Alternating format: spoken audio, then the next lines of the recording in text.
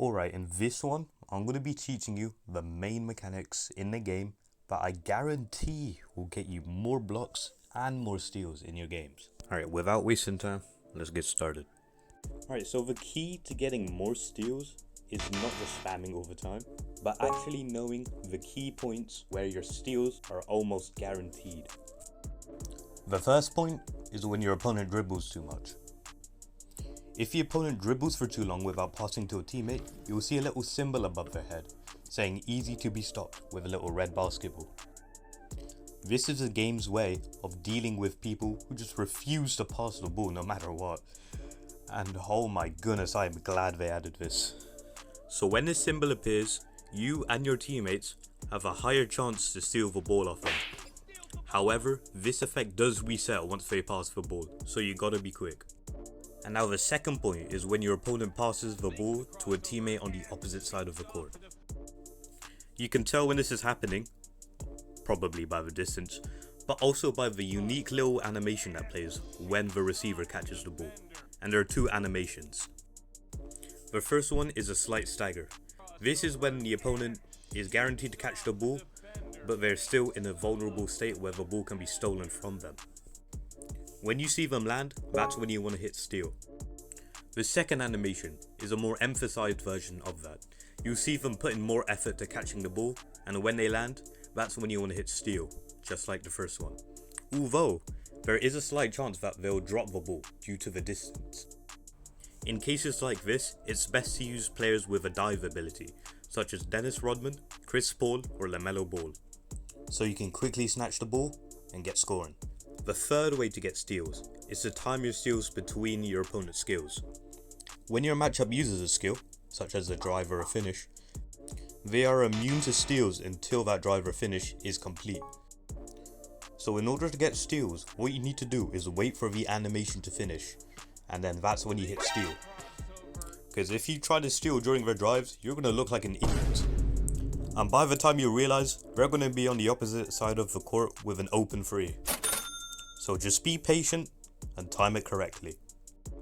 Now the last method is slightly more complex. This method is bumping your opponents during drives or skills. On defense, if you stand in the direction your opponent is driving and hold defense or just stand still, you have a slight chance to bump them. And this leads to three different things. The first one is that your opponent is stopped, but they still keep the dribble and can continue the game normally. This doesn't help you too much other than disrupting the flow of the opponent's game. And now the second thing is when you bump your opponent, you have a slight chance to completely stop their dribble, forcing them to either take a contested shot or to pass to an open teammate. And now the most rare situation is when you bump the opponent, you have a chance to stop their attack and the ball will fall out of their hands. This will leave them staggered while you can just snatch up the ball and continue the game. And now that you've learned how to steal the ball off of anyone, let's learn how to block people effectively. When it comes to getting blocks, it's all about timing and understanding what skill your opponent is about to use.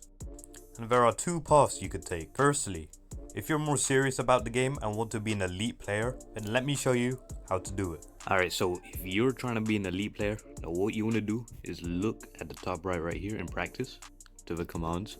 Use targeted skill defense practice. Now you want to do this because you will unlock this menu right here where you can select certain skills of the opponents and then practice defending them. This is really useful if you want to learn specific skills that you just struggle to block, and then you get looking like that. Now if you're more of a casual player, there is a general rule you can use, and that is jump about a second or a half after your opponent does.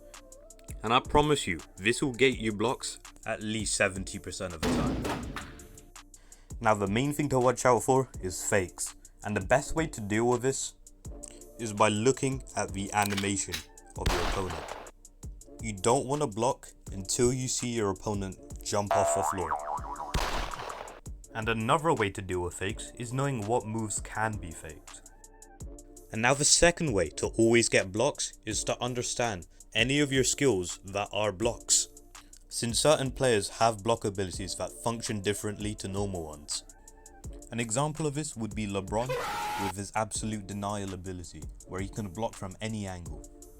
However, some blocks require certain situations to happen. For example, Capella. Normally, he has a 180-degree block angle. But if close to the hoop, this increases to a very good 270. And another example is Mr. 83 point himself, Adebayo. Normally, his block is also between that 180 to 270 mark. But if you use his full sprint ability, this increases to 360 for a short amount of time.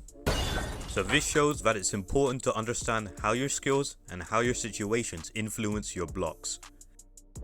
Now that I've covered the core mechanics, here are some general tips to help you get more blocks and steals. Players who use the same superstars often play in similar ways.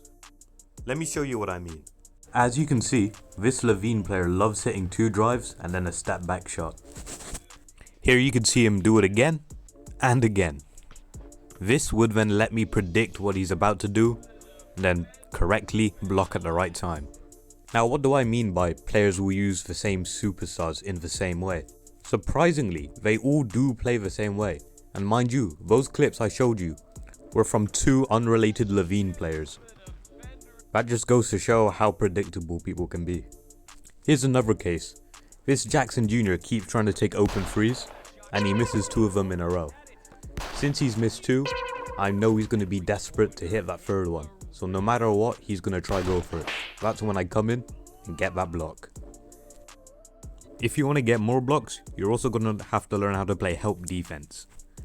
You want to make sure that you're positioned exactly halfway between your matchup and your teammate's matchup.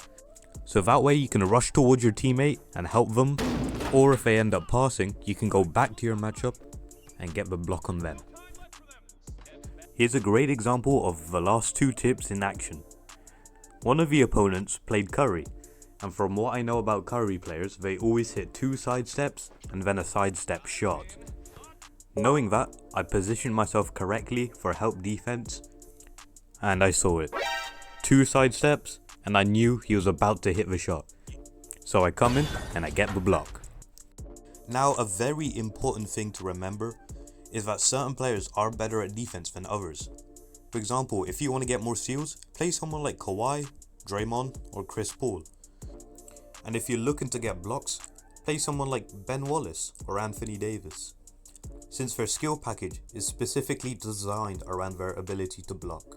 You can clearly see this through players like Kawhi, Fu, Draymond, and Giannis, all of them having little rush abilities that purposely bump into the opponent to stop their dribble. However, the opponent can ignore this by posting up if they're a big man. Otherwise, go for it. And now potential. There are way more attributes in this game other than steal and block that you need to know about. For example, vertical.